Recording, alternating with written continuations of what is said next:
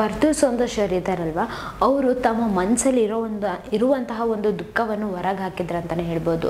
ಅಲ್ಲಿ ತುಕಾಲಿ ಸಂತೋಷ್ ಅವರು, ಕಾರ್ತಿಕ್ ಅವರು ಮತ್ತು ವರ್ತೂರ್ ಸಂತೋಷ್ ಅವರು 3 ಜನ ಕೂಡ ಇದ್ರಲ್ವ.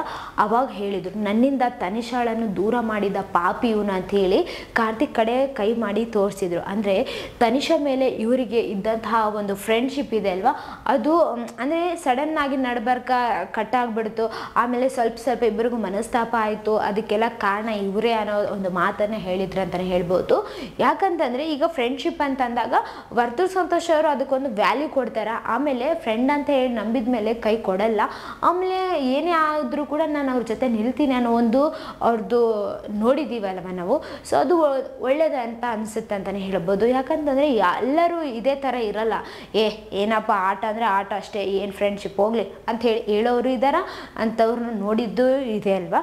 ಆದರೆ ಇವರು ವರ್ತೂರ್ ಸಂತೋಷ್ ಅವರು ಆ ಒಂದು ಜನರ ಪಟ್ಟಿಯಲ್ಲಿ ಸ್ವಲ್ಪ ಡಿಫ್ರೆಂಟ್ ಆಗಿ ಕಾಣಿಸ್ತಾರೆ ಅಂತಲೇ ಹೇಳ್ಬೋದು.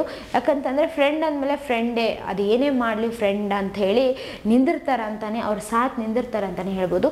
ಇಲ್ಲಿ ತನಿಷಾ ಅವರು ಬಿಗ್ ಬಾಸ್ ಮನೆಯಿಂದ ಹೊರಗೆ ಹೋಗಿದ್ದು ವರ್ತೂರ್ ಸಂತೋಷ್ ಅವ್ರಿಗೆ ಅಷ್ಟು ಇಷ್ಟ ಆಗಿಲ್ಲ ಅಂತಲೇ ಹೇಳ್ಬೋದು. ಅವ್ರು ಹೇಳಿದರು ಹೋಗೋವಾಗ ಕೂಡ ತನಿಷಾ ಅವ್ರಿಗೆ, ಏನಪ್ಪ ಅಂತಂದರೆ ಇಲ್ಲಿ ಗೆಲ್ಲೋದು ಒಬ್ಬರೇ, ನೀನು ಇಷ್ಟೊಂದು ನೋವು ಅನುಭವಿಸಿದೆಯಾ, ಇಷ್ಟೊಂದು ಕಷ್ಟಪಟ್ಟಿದೆಯಾ, ನಿನಗೆ ಒಳ್ಳೆಯದೇ ಆಗುತ್ತಾ ಹೋಗು ಅಂತೇಳಿ ಧೈರ್ಯವನ್ನು ತುಂಬಿ ಕಳಿಸಿದ್ರು ಅಂತಲೇ ಹೇಳ್ಬೋದು.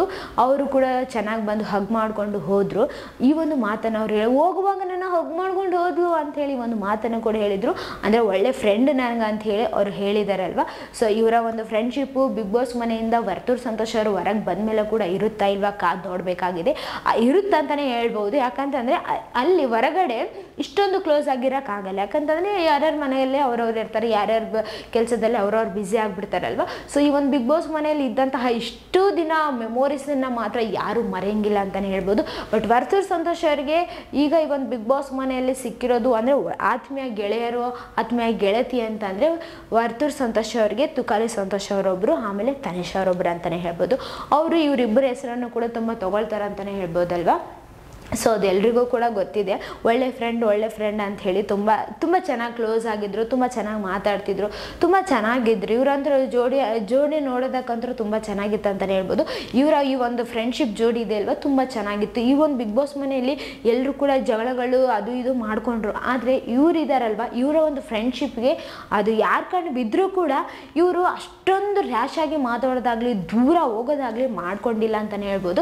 ಬಟ್ ಈಗ ತನಿಷಾ ಅವರು ಹೊರಗೆ ಹೋದ್ರಲ್ವಾ, ಹೋಗೋವಾಗ ಕೂಡ ಇವರಿಬ್ಬರ ಮಧ್ಯೆ ಒಂದು ಒಳ್ಳೆ ಸಂಬಂಧ ಇತ್ತು, ಅಂದರೆ ಒಂದು ಒಳ್ಳೆ ಫ್ರೆಂಡ್ಶಿಪ್ ಇತ್ತು ಅಂತಲೇ ಹೇಳ್ಬೋದು. ಆದರೆ ಈಗಿರುವಂತಹ ಒಂದು ಬಿಗ್ ಬಾಸ್ ಮನೆಯಲ್ಲಿ ಇವ್ರ ಮಧ್ಯೆ ಏನು ಫ್ರೆಂಡ್ಶಿಪ್ ಇತ್ತೋ ಎಲ್ಲರದ್ದು ಹೋಗ್ಬಿಟ್ಟಿದೆ ಅಂತಲೇ ಹೇಳ್ಬೋದು, ಎಲ್ಲರದ್ದು ಮುರಿದು ಬಿದ್ದಿದೆ ಅಂತಲೇ ಹೇಳ್ಬೋದು.